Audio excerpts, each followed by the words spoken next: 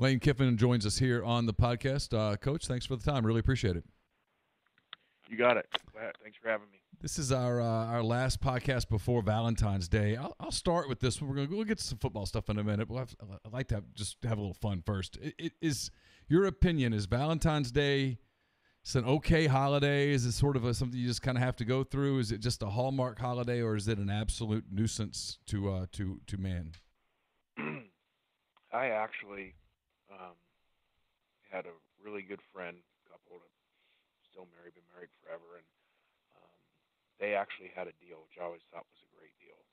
They said, all right, we're going to do it, but we'll do it at a different day during the week, because if you go that day, every place is packed, it takes forever to get in, parking, all that. So, they said they'd do it, they'd still have their night, exchange a present, go to dinner, whatever, but do it on a different day so that, it wasn't so packed, because why's it got to be that day? Why can't it be the day before or the day after? So that's kind of my thought on it. But I tried that, but ex-wife that. Yeah, I mean, nobody likes those prefix menus and stuff. You'd like to order off the regular menu, right? Yeah, and everything is packed, and it takes forever, and you're waiting to get a table, all that, versus just go on Tuesday night or whatever. Yeah, and it always feels like there's so much of the pressure that you got to do it on the 14th, and especially now with like Twitter and Instagram and stuff, so that they can get the picture and put out the tweet or whatever that says, see, I got roses, whether you got roses or not. It just feels like it's on kind of a competition. It rubs me the wrong way. I'd be far more in favor of February the 10th than I would February the 14th or February the 9th or the 22nd, whatever. I'm with you on that. Yeah, you're right, especially now this generation now, I'm sure that is.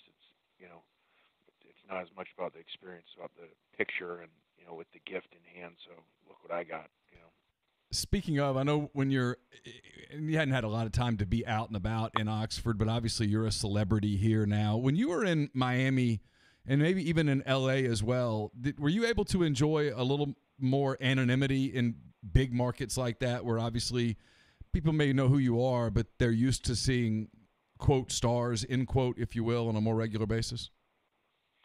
Yeah, I mean, there's good and bad to everything. And so, one of the things about when you're in bigger cities like that, you don't deal with any of that. And there's good too, because obviously, the Tennessees, Alabamas, Ole Miss, the people are so passionate, and then they want to come up and talk to you. And so, that's awesome.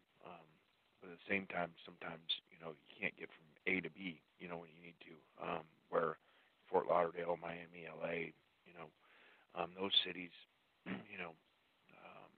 people barely recognize you, and if they do, it's just kind of a thing. They don't go up and say anything, so very different places. I wanted to ask you a little bit about LA, because I've seen a lot of people comment on the death of Kobe Bryant. I haven't seen you comment on it, and if you have, forgive me for missing it, but you were out there in LA both as an assistant and a head coach when that was Kobe Bryant's town. What did you ever get a chance to meet him? I guess we'll start there.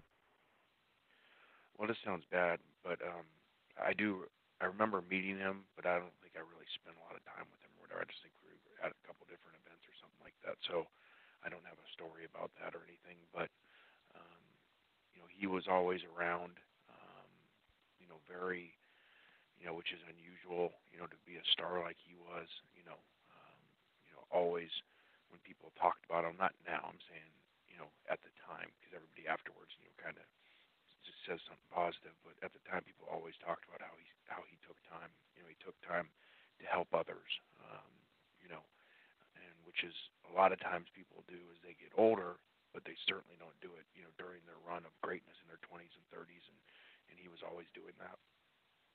What was your reaction when you found out about the accident? I mean, he's one of those people that was, so impactful during such a long run there in Los Angeles with the Lakers, and everybody who follows sports knew about him, whether you were into basketball or any other sport. It's been sort of amazing to see how much of a profound impact his death has had on people. I'm just kind of curious, when you heard about it, what you thought, what you felt. I really didn't believe it. Someone put it on a group text, like right when it came out, and it was TMZ or whatever, and so I said, okay, fake news, and so it really just, it's one of those that you just don't think, here's this, superhero that's doing so much for so many people, and he's got the 4 kids, and there's no way that really happened. It's just one of those things you can't explain. Someone was in here, and I always try to, find the good and the bad. Like I said earlier, there's always, something that happens, something good can come from it. And so the only thing I was trying to tell someone was, that day I think, millions of people, may have repaired relationships, because it was one of those like, man, am I really upset with this person because this thing happened? Look, Kobe's gone, and his daughter, and how petty are some things going on, in my life, with other people, and so, or whether it was parents with a kid, hugging their kid that maybe they'd been distanced from for a little bit or something. So I bet there was a lot of that going on. So we always talked about is you can't always relate to athletes from their celebrity or those things, but we all know about being dads and coaching travel ball teams and everything. It's one of the ways that tragedy just kind of connected everybody a little bit, wasn't it?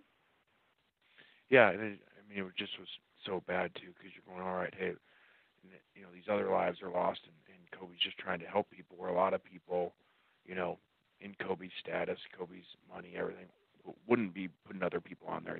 Just be, for convenience, him and his daughter going.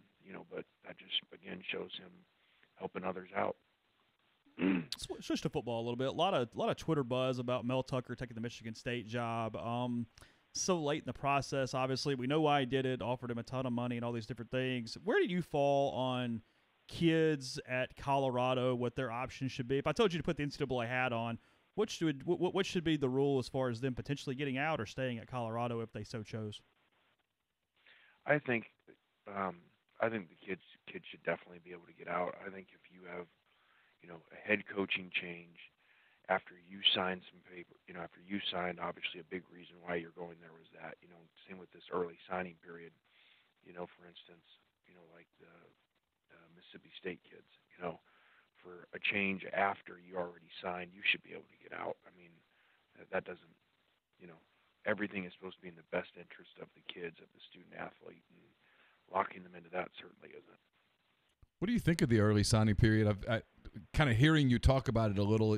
You seem to be, maybe I'm putting words in your mouth, and I apologize. It seems to be you're in the camp that you're not sure this is the best thing in the world, yet it kind of feels like this early signing period is here to stay. I think it's here to stay. I mean, I think that there are a lot of positives. It does clean up the board. It does kind of, make schools that kind of have, offers out there that aren't real offers, kind of makes them have to do something, because they got to send papers or not, and they got to sign kids, and so, I think it helps smaller schools, where I was at before Atlanta, really liked it because it just cleaned up the board, and so you knew who was really left. And most of the big schools were basically almost done, so the rest was kind of for you to find out about. Now, what's not good is if you just got a job. Your first year is almost, it's almost like, coaches need an extra year to rebuild a program now, because your first year to get a job and try to sign kids in a week or two, and sign a great class is pretty much impossible with that time frame. So, it kind of makes it harder now going through it than before to, flip a program. Now that you've got a full year, do you try to get the meat of your recruiting done by the end of the summer? I mean, what's your approach to how you fill up your class? Well, again, that's part of it too, of that first year, being almost gone, because, the kids officially visit in the spring now. They can come in the spring, and so, it's just so far ahead. It's almost like a half a year ahead of what you're used to. So, we have to focus on it every day, especially on this class, because, going short in this last class, leaving some spots, this class will be a huge part, and probably the biggest thing about, bringing Ole Miss football back will be this class coming up. You got spring football starting in, I guess, about a month and a half or so. What do you try to get done in that first spring? Is it unrealistic to say, hey, this is where we're going to start to establish culture and all that stuff, when you're also trying to put in systems and all of that? I mean, what do you just try to get done in that month? We're doing all that. I mean, we're already doing that. Fourth quarter conditioning and workouts started yesterday. First time we've been, our strength staff's been with them, but it's the first time we've been with them. So that's a lot about, discipline, toughness, mentality, the mental part of the game, and coming together as a team too. So that's already in progress.